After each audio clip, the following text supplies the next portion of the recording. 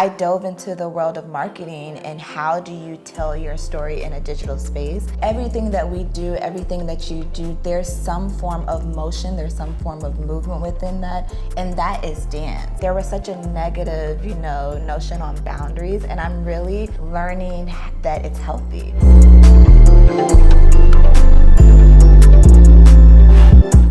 Welcome to another episode of the Dope Designer Club. This is our first episode of season 2. Yes. And for the premiere, we have LaQuelle. Yes, hello. LaQuelle and I met recently, and we hit it off. Yes. And LaQuelle is an amazing individual. She does all kinds of cool things. She's a dancer. Yes. She's also a marketing guru. And it's such a pleasure to have you, LaQuelle. Yes, thank you so much for having me. Thank you for allowing me to come on your platform. I'm so excited to get talking and chatting. Also, when I met LaQuelle, she had pink hair. Yes. Now it's more like It's a peach. little faded, right? It's like That's it's a little faded out, but yes. But I love your style too. Thank you, So, thank you. LaQuelle,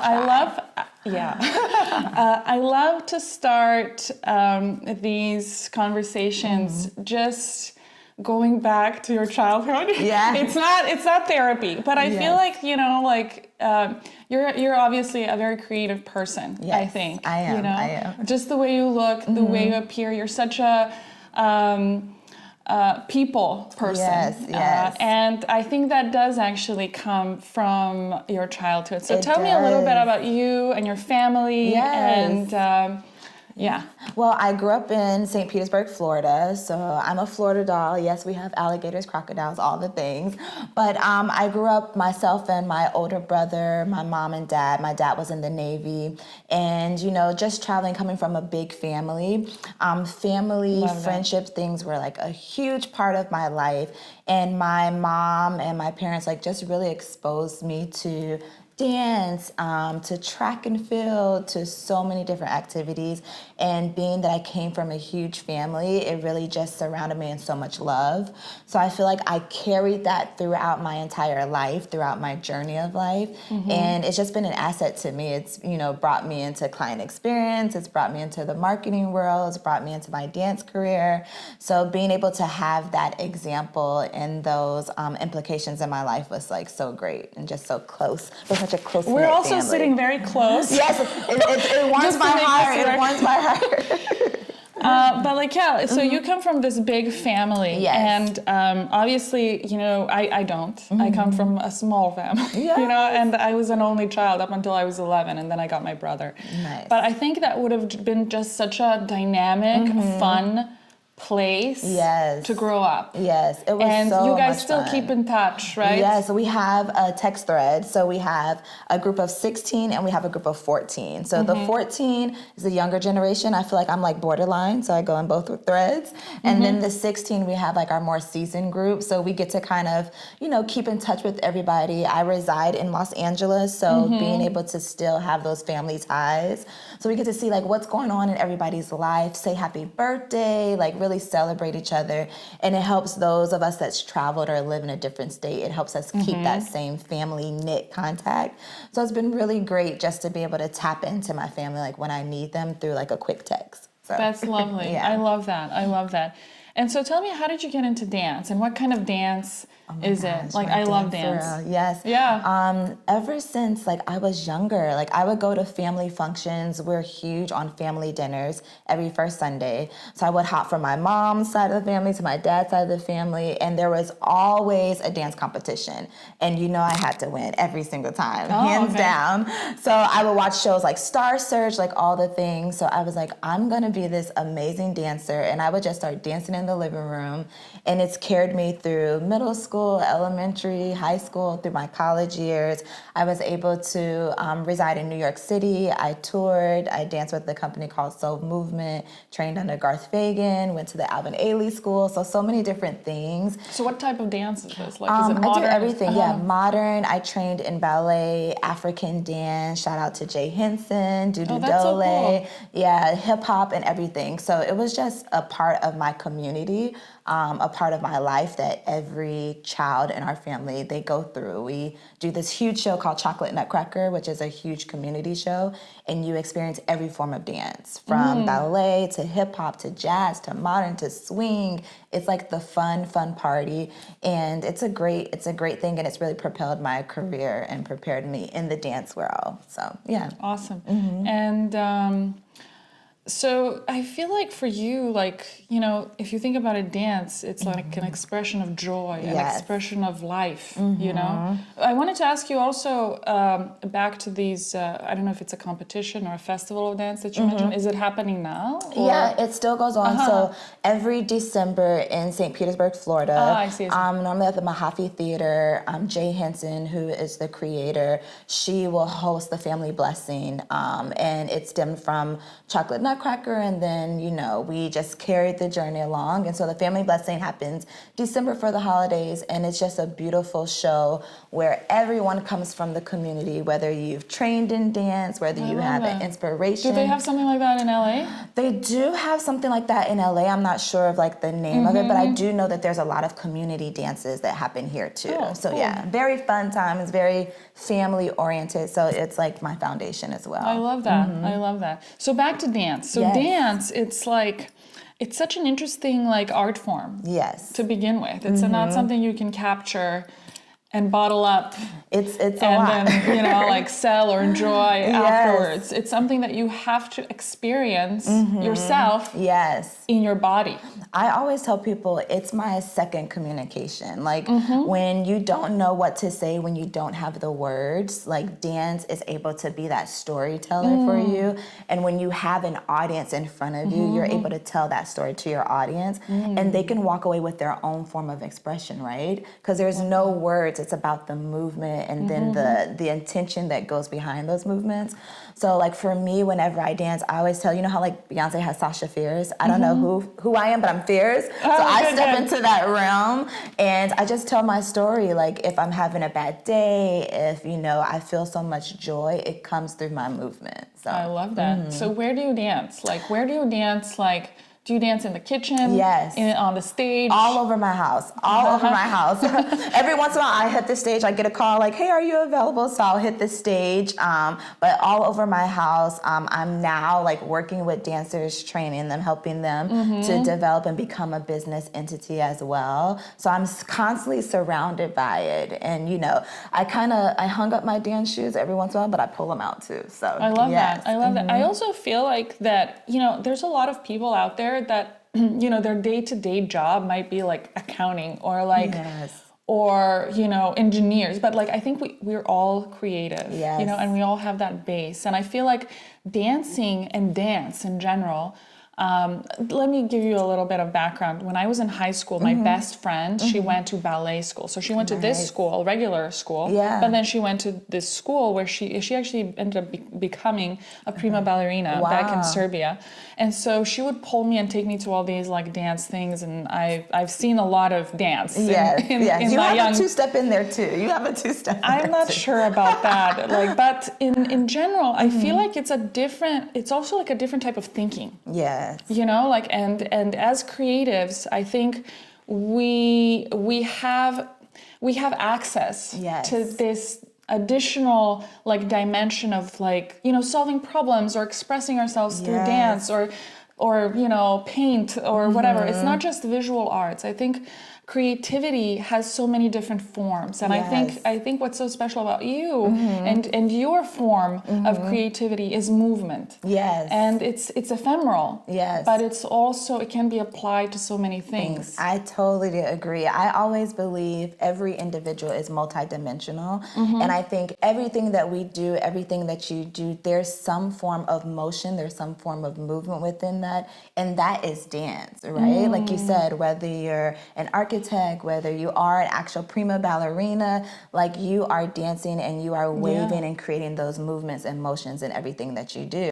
So for me, it's like that is my life, right? Whether I'm on a stage, I'm moving through life and it is my dance, right? It is my story, the things I share, the things I may not share, like that is like what dance is. And then it's beautiful when you actually go to a theater and you see it on stage, right? Absolutely. It's a different concept. It places it in a different box. But I totally agree with you. I agree wholeheartedly. That's such a quotable moment. LaQuelle will make sure to like extract that. Right. Yeah, I mean, it's such a great metaphor, like how life is a dance. Yes. Yeah. It is. Yeah. It is. I mean, every day, right? Yeah. You have your story, you come back home, you're processing. Like, sometimes what did I do even when today? You're raging, you're dancing. Right. Like, this is another form. It's a different modern technique. Right? Yeah, yes. exactly. I love that. I love that. But like I say, everybody has a dancer inside of them. Like, whether you sway, you're out, you know, you just step side to side, that's a two-step. I'm going to start like doing interpretive dance, like architectural presentations. Yes, I love that. While you're like designing and moving things, you're dancing. So exactly. This She's like the robot. That's the robot, guys. The other thing that you mentioned, I think really cool is for people that are creative. Yes. It also seemed like I think a lot of people struggle to sort of like make a living or adapt to like everyday life. And I think what's so great about you is that you use these skills and apply them to many different things, and you're able to make a living out of this. And I think it's similar with architecture or even art. And I think it's good to show people how these skills can be sort of adapted and useful, and how you can actually make a living from a creative field. Exactly. Going back to like the foundation of dancing, I feel like I learned so much discipline. I learned how to be my own entity, right? Like how to be my own marketer, how to be my own business, because you are an individual. You could be in a whole set piece, but whatever you interpreted from like that choreography is what you're expressing out, right? So I took that with me like just throughout my journey, where I'm like, that is my foundation, the discipline, the expression of who I am. And I began to add it into every like section or every place that I like entered into. So whether it's my relationships with people, whether it's, the different jobs that I had, I knew discipline, market yourself, you are an entity and you want people to meet you for who you are.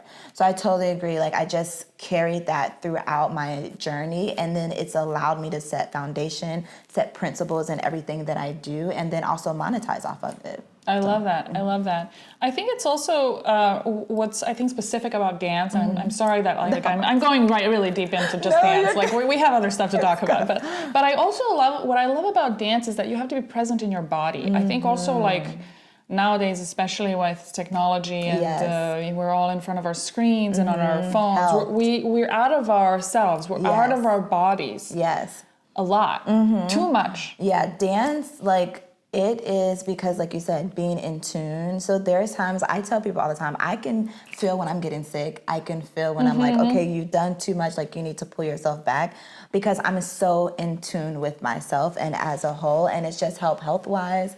It has helped when, when you're on screen time and you're like, okay, I have fog brain. I call it fog brain when you're like there too long. I have fog brain. So I agree. It is, again, it's that foundation. Like I'm so grateful that my mom, placed me into dance just because I've been able to carry, something that I thought was just an extracurricular activity. I'm like, I've been carrying it everywhere I go. Like it's my safe haven. I love that. I love that. You mentioned your mom. One question that I love asking is if you can tell us of somebody who has left an impression on you or influenced you.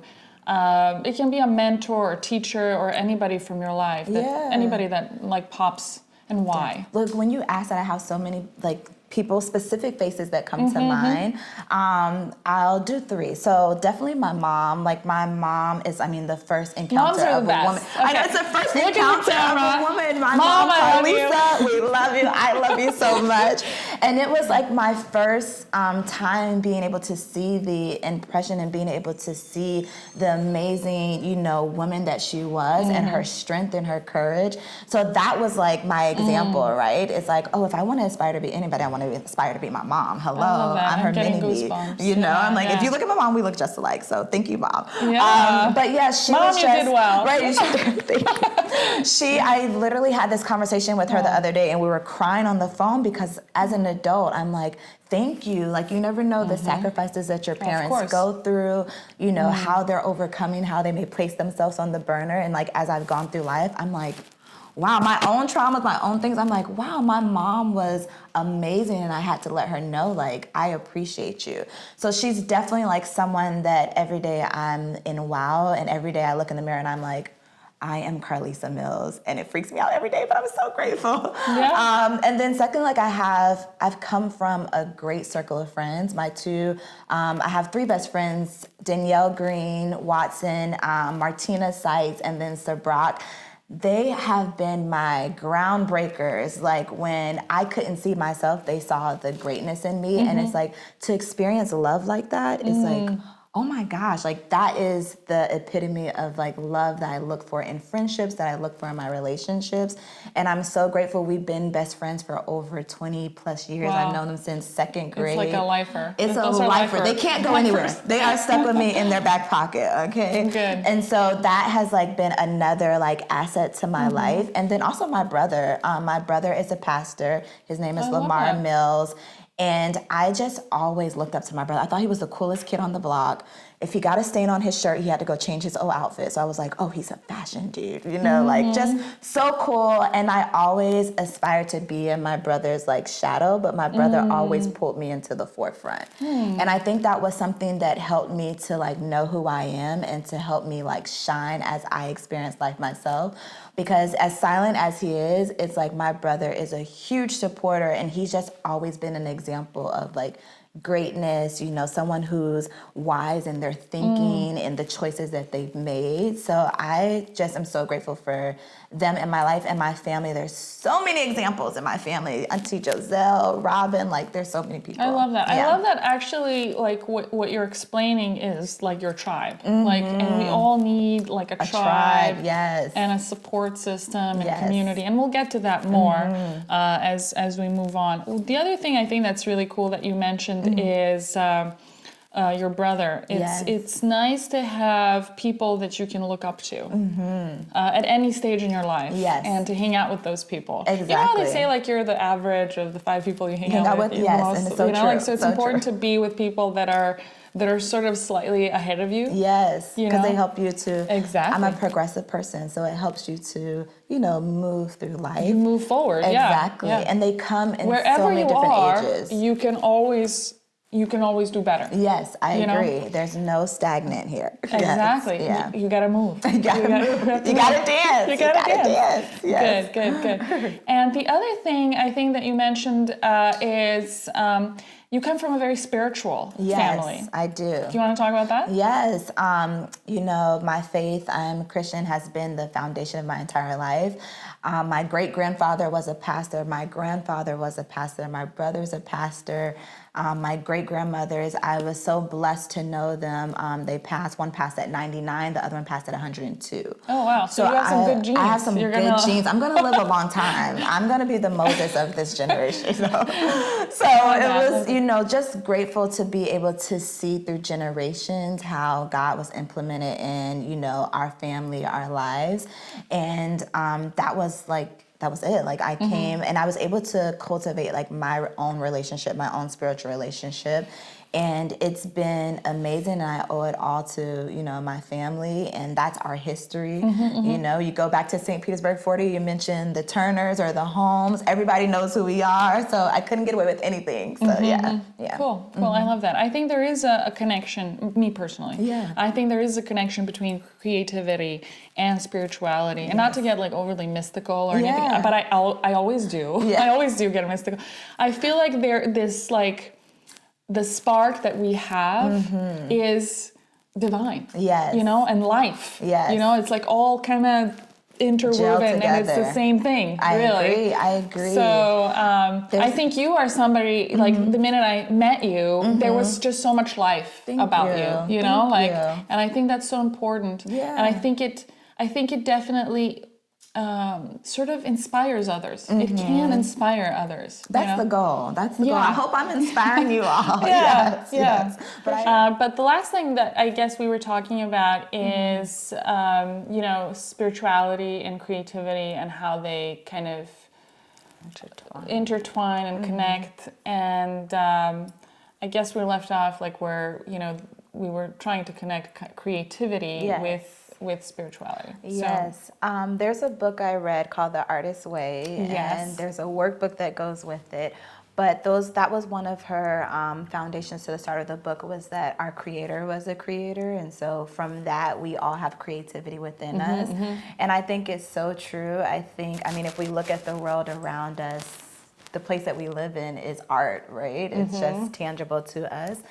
So everything that we do as well, I think, is a creator's playhouse, you know. So I think also there's something about that. I want to connect it again to life.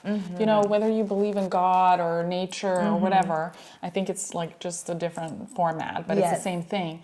You know, in nature too. In nature, things thrive and grow, and it's like such a I'm going to say natural thing for us to do also as people and creatives as well. Exactly. I mean, we're connected to it, like you said. Like we are able to see the trees dance, you know. We are able, right? That's we lovely. are able to feel like the wind blow, and I think it is something that, you know, sparks and innates us and just ignites like the fire within us to be our creative selves. So and it's beautiful at the It's same so time. beautiful. If you look at nature, it's like everything is just so beautiful. Yes, that's why I love the beach. The beach is my safe haven. Oh yeah. It's like to hear the ocean and to feel like sand on my toes is something, and the waves, and then you look across the water and see like infinite space. It's like amazing. Well, I think also like being in nature, you know, you're with yourself too. Yes. You know? You have to tap in. Yeah. You have to tap in. Yeah. I love it. Okay, cool. So we did cover the spirituality, which we might have lost because the camera. Right. And I just but needed we got to a little in there. Yeah. We went back to that. So shifting gears a little bit, you know, you are a marketing whiz too. Yes. And I think that's such an important skill because for a lot of, not just creatives, like anybody, you know, it's like one thing to be like really good at something. Yeah. But then there's this other aspect of it. And I feel like I need to learn a lot about marketing too. So tell me a little bit about how did you get into that?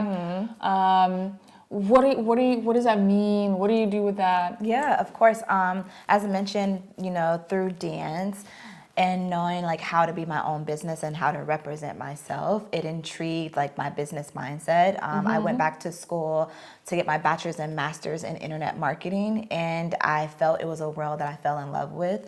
Again, storytelling, right? When you're in that digital space, you're telling your story through pictures, through videos. So I felt it just connected and correlated with who I was.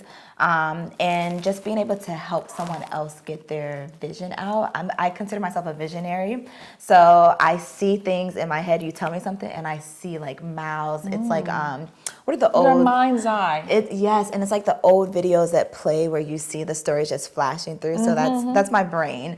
And I dove into the world of marketing and how do you tell your story in a digital space. And I feel like we're in a time now where, Instagram, TikTok is such a place where people are, monetizing from it. They're getting gigs from it. And I wanted to know, how does it work? Like, how does this thing, move and help people find their footing in that? So with my friend Salim, we have our own business called Monarch Noir, and we have a section where we do mentorship and we assist people in getting their stories out, creating that digital story, and then being able to find a way to monetize off of it. And you just learn so many people don't understand the robot, right? Don't understand the technology behind it. So how do you communicate it? What is authentic to you?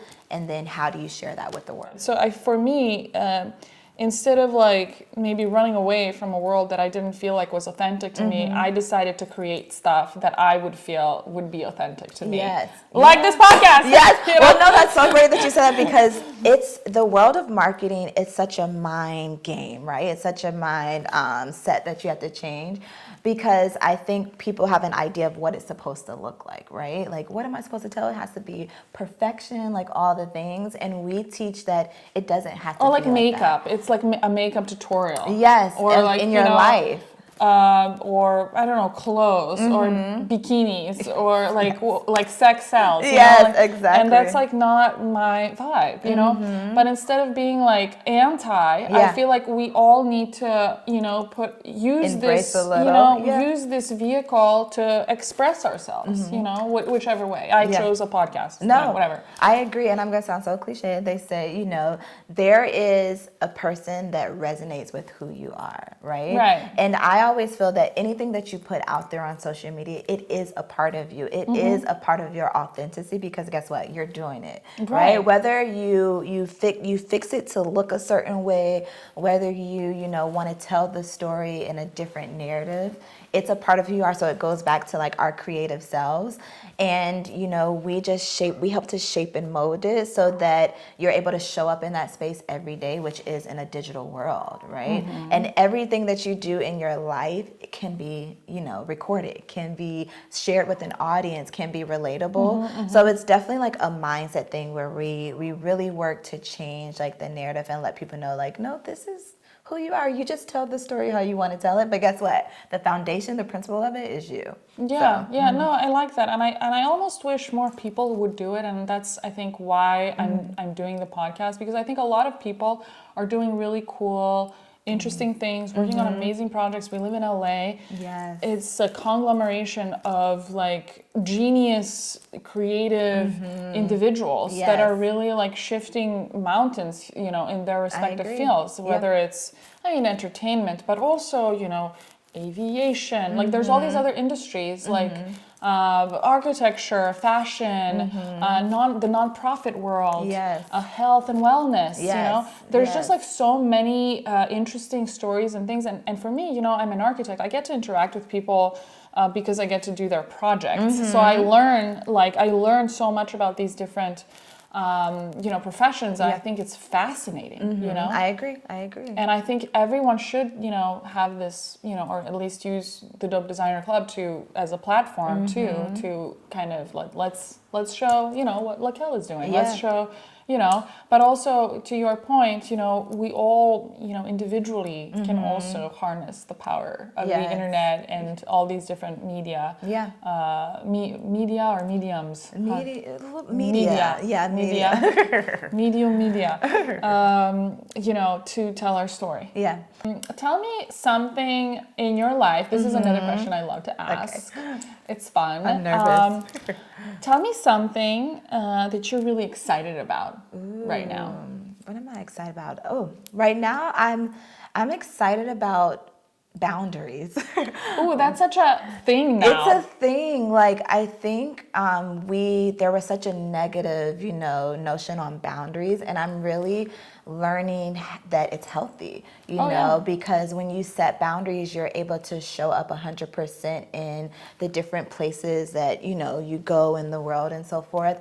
And really understanding like what that is, and knowing that it's not a negative thing, knowing that it's healthy, and it helps me be my my better self. So I'm navigating life like I'm in this new space where it's kind of fun, but it's also scary at the same time, where I'm learning like, okay, what is your boundary in this moment? Like, what do you need and what do you feel that you have space to facilitate for other people?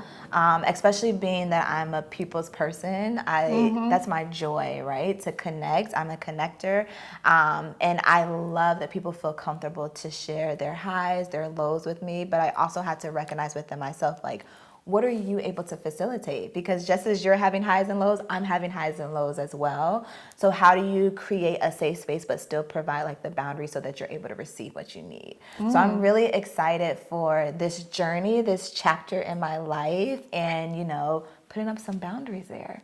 Yeah, I think boundaries in general, I feel you. I'm on the same, I think, wavelength there.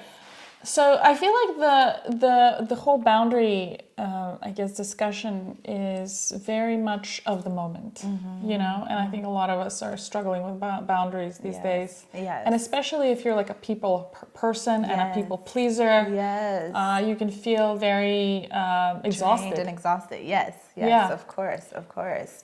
I think like it's just being able to, you know, show up fully, authentically. You have to create these barriers. I think it's healthy. I think it helps to move the needle, you know, because when you do, I've experienced exhaustion, right? Right. Where I'm like, I don't have anything to give to anyone. I don't even have anything to give to myself. But is it just about giving? Also, I think that thinking about boundaries makes us think about what we want, what is our goal, who we are, what kind of people we want to be surrounded with, what kind of projects, what kind of, I think it applies both to personal and professional spheres, you know? I agree. Yeah. So it's relationships, but it's also, you know, it's personal relationships, but it's also professional, I think, goals. Yeah. Like what kind of projects do you want to work on? Yeah, you know? It's very life encompassing, right? Yeah. Because you are, I feel like when you do set those boundaries, you are able to take that step back and kind of look and say, what do I need? What do I need to get, you know, give away? What's no longer serving me? And then how do I proceed forward? So it's a beautiful thing, actually. It is. I think it invites like introspection. Yes, yeah, I totally agree with you. And I think as creatives, and I know exactly what you're talking about, because sometimes I get like I start buzzing. Yeah, you know, I feel like I'm going down. Of course, you start buzzing. You know, you wanna meet with people. You wanna do all these different things. But then like you kind of lose that touch with yourself and what you want. Exactly. So it's time to kind of reel it back. Pull it back. Yes. Pull it back. Start over. Hit the reset button and start over. Yes. I love that. I love that. That's a great, I think, segue, because I think you know, it's very personal. It's very personal. Yes. What do you think are some other, I guess, skills like that you've developed over the years in just being a creative and like, I mean, because you're doing a lot of different things, you know. Some of it is actually very entrepreneurial. Other things are more on the creative realm. You're also, we're going to get to the community. You're a community builder. Yes. What are some skills that you've built over the years that you really feel like this is something like, wow, look at me, like I'm like, that you value? I definitely just, you know, doing marketing, being a creator, it's really helped me to, you know, push the narrative, become a storyteller. It's helped me, like you said, to build community, because really shaping and shave off, you know, what's needed to cultivate relationships. I mean, technology, hello. In that social space, I had to learn, like, what is this computer saying to me? Like, what does it need? How do I speak back? So, you know, tapping into Canva, tapping into Adobe, like all those different things. It's really brought this whole house, you know, together. And then being able to see, you know, the joy and the light in other people, right? And then how am I able to help to propel that. So it's brand partnerships, event planning. I mean, the list goes on and on. When you think that you're learning this one niche and then you're able to see, you know, how it expands. I believe in, I call it the spider web method. So, you know, if you're the core and you have all these streams. If we look at a spider web, there's so many webs, right? There's so many connections. It radiates out. It radiates out, but in the center of that is that one spider, right? And this one spider created these magical connections. So I feel like those are the visual. assets. Yeah, those are that. the assets that I have, and I think everybody is capable of it, whether you're Charlotte's Web or Bronco's Web, whatever, LaQuelle's Web. So I like think little it's a spiders. beautiful, right? We're all little spiders. And what that. perfect place in California to be a spider? Yeah, exactly. I love that. Great. Oh yeah. That's a good takeaway. Thanks. So, in addition to that, you know, you said you learned Canva and some of these things. What popped into my head is, you know, we live in this world where, you know, technology is always changing and shifting. Yes. And you really have to be on top of all of these different things. Yes. And there's AI. And let's talk a little bit about AI. And I guess my follow-up, like, what has your experience been with AI? Yeah. But also, like, what is your position on, like, artificial intelligence and then human intelligence or human involvement? Right. Well, I mean, hey, the world is moving. You know, everybody's getting more creative by the day, right? We have technology that is growing. Sometimes I'm like, never trust technology, but here we are. And with AI, I think when it first came out, I was against it. I was like, what is this? It's too much information. The world knows too much about me. But I'm learning to embrace it and just find, like, how is it an asset to me? So when it comes to, like, my scheduling, when it comes to, you know, understanding something, I'm quick to say, excuse me, Chat GPT, like, can you tell me more about, and then again, implement myself in it, right? To see, like, how is this authentic to me? How is this true to me? So when I walk away, I'm not walking away sounding robotic. I'm not walking away, you know what I mean? Like, give me something that I'm unfamiliar with. So I'm definitely in the space of, like, embracing it and learning how can it be an asset to business? How can it be an asset to an individual in your personal life? I think there's some benefits there. I'm, you know, really curious to see, you know, how far it goes. I know I believe in LA, there's a nail studio that there's no humans. It's all, like, robotic generated, and you get manicures. Yeah, it's insane. I still get freaked out about the robots on the street and the car that drives itself. But I'm like, hey, we're going there, right? So we have to embrace it. But I think there is a way where I'm hoping we find a way where you're still able to have that human interaction. Sometimes I don't want to wait on the phone. Sometimes the operator doesn't know what I'm saying. So I'm like, oh my God, I love companies that, like, there's no answering machine. Right. Human answers. Like, when a human answers, I'm like, it's credibility jumps, like, through the roof. You know? I'm like, it's a joy. Yes, you guys are normal. Yeah, absolutely. But it's something that a part of our world. I think it's affecting us too, though, in some subliminal ways. I think, unfortunately, people, like, say they don't pick up the phone. Yeah. People text more than they talk on the phone. Yes. You know, people are more online on Instagram, following each other and interacting through these platforms than, like, just sitting. Like, this is what I wanted to do this in person. You know. Yeah. Like, because I think there is something irreplaceable, you know, that happens when people are together. Yes. In real time, in real life, in physical space. I agree. And I think people crave that more than we know. I think sometimes we get, you know, caught in the system of the electronics, you know, this digital world, and we find ourselves feeling alone. So then you have these pops of moments where, what do they say? Like, I'm in the streets, where you want to, like, be in the streets and you go out and you want that human interaction. So I think there's a world where we can find that balance. And again, that leads me like to community. You know, people are on a search. I have so many conversations with people, and they're on the search for their tribe. They're on the search for the people who are like-minded. I call them meeting of the minds. And there still is a need for that, you know, even though we're in this heavy tech world. We want these human-to-human interactions. Absolutely. It's a part of our core. It's a part of our souls.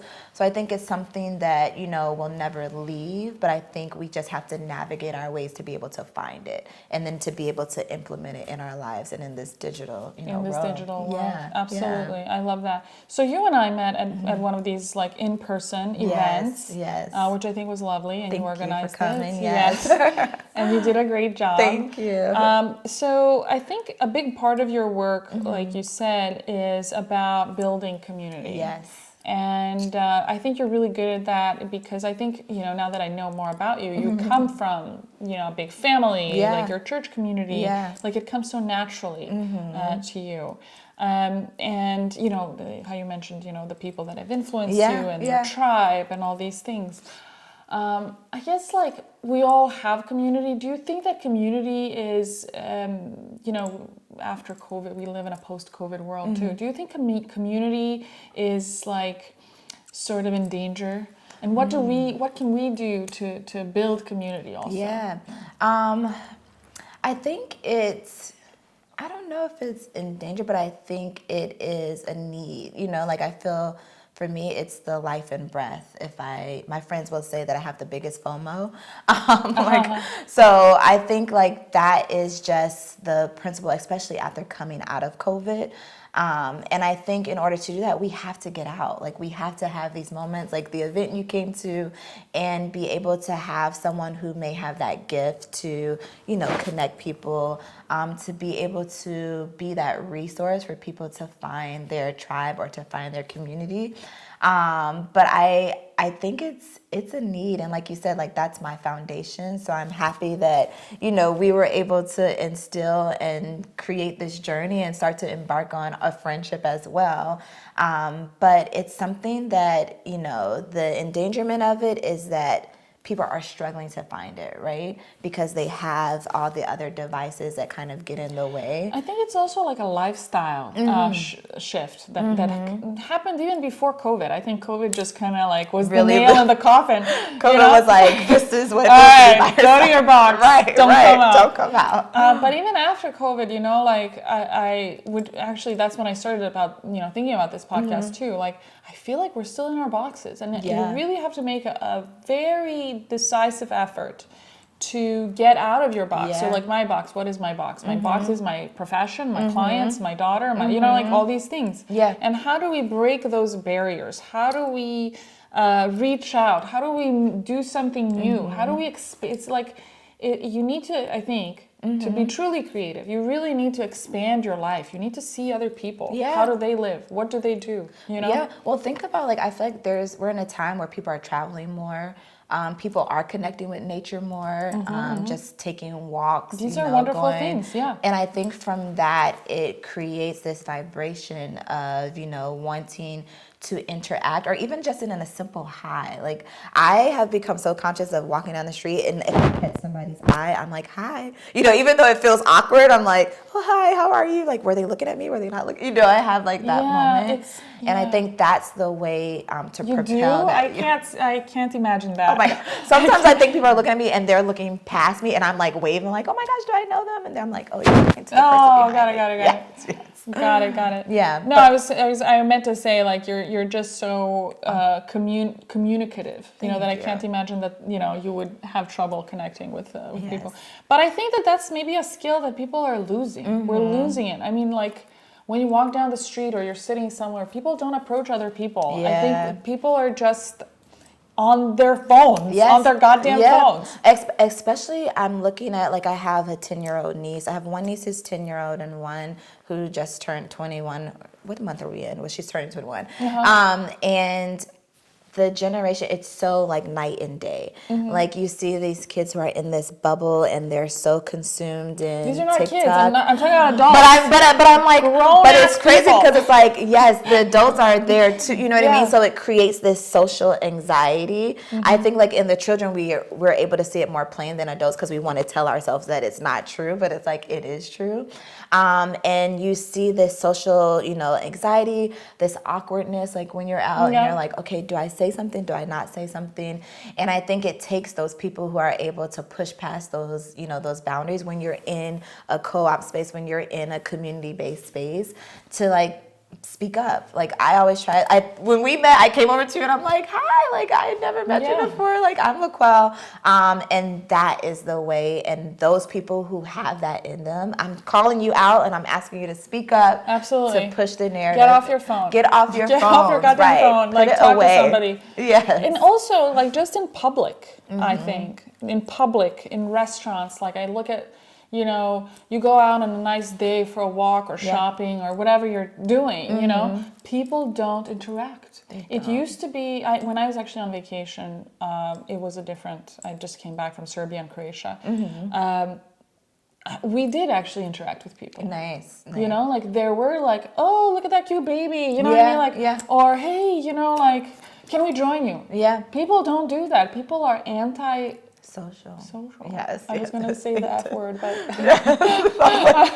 it went in my head too. I was like, So I think that's maybe like maybe a call to self-reflect. Yeah. Yeah. And boundaries. Because let's look at have us. boundaries Look with at us our now. phones. Because we reached out to each other. Yes, Like look here at us. we are. Yes. We have to create boundaries with our technology, guys. And I think it depends on where you are. Because when I go home to Florida, it freaks me out sometimes because people speak too much. Like everywhere you go, like, oh hi, how are you? And I'm like, oh, this is so much, But then it brings me back where I have to. But isn't that lovely? I love it. Isn't that lovely? You forget how much you miss that. I'm like, oh, there are nice people. People can. You can say good morning. You. Actually, I know a lot of my neighbors. And I like that. Yeah. I like that. I mean, it might be like old-fashioned, like rural of me, but I love that. Same. It makes me feel safe. Like they know what's going on. Sometimes they see Ahmed and them coming into the house. Like, who's that in your house? No, it's like we keep an eye on each other. Yes. We know each other. Mail. You'll get your mail if you're not here. I love that. I love a good knock on the door. May I borrow a cup of sugar? Because I'm too lazy to go to the grocery store. So I am all about knowing who's in your circle, going beyond meeting new people, all of it. I'm the queen. So if you need help, I got you. If you need sugar, if you need some sugar, I'm coming knocking. All right. Yes. I love that. So we talked about people. We talked about marketing. Yes. We talked about technology. Yes. Let's talk about LaQuelle. Let's go back to LaQuelle. Yes. What are some things, LaQuelle, that you're working on that you just want to make sure we cover? Yes. Because we're here to kind of celebrate you and Thank all the you. wonderful things that you're coming up with and working on. So yes, as I mentioned before, I have Monarch Noir Artist Agency where we help, influencers with brand deals. We build a sector where we are mentoring people to understand social and the digital world, saying like, what is your story? Sometimes our story or who we are stays in our brain. So my business partner Salim and we assist people in getting it out, whether you want brand deals, whether you just want to, learn about the digital world. So really working on that. And then also, I've been in the fitness industry and navigating that. I used to teach yoga. So there's so many different facets. I consider myself to be a multidimensional person. You're a Renaissance I'm woman. a Renaissance, okay? I have my silver outfit on underneath this, guys, and my cowgirl boots. Yeah. But yeah, just like really tapping into all the things that I'm able to, produce and share with the world, learning myself. Maybe one day I'll have a podcast and like get my voice out. I love, this conversation. I love interacting with people. And I just want to reach the world, reach the millions and share my story, share your story. I love so that. yeah, that's been my focus. That's my jam right now. I love it. I love it. Well, thank you, LaQuelle. Yes. It's been an absolute pleasure Thank you. having you. Yes. You are such a light. Thank you. So You until too. next time. Stay dope, y'all. Stay Stay dope. dope. Okay. Stay dope, everybody. And that's a wrap. Cool. Yeah. I mean, actually, continue rolling because we like to just kind of keep Love going. the beat. Yeah. Yes. Yeah, this No, was that was so awesome. good. We should do this again. Yeah, I know, that we should was do so this like good. quarterly. Thank you. What's new with I LaQuelle? love it. The LaQuelle Where are segment you is now? Right. You know, you're like where they were and where have you now? back. Yeah. Love We're it. gonna follow your hair Yes. color transitions. I dye my hair so often, you guys. It's a shame. Like it was, if you see what color it was like 2 weeks ago, and now it's this. I'm like.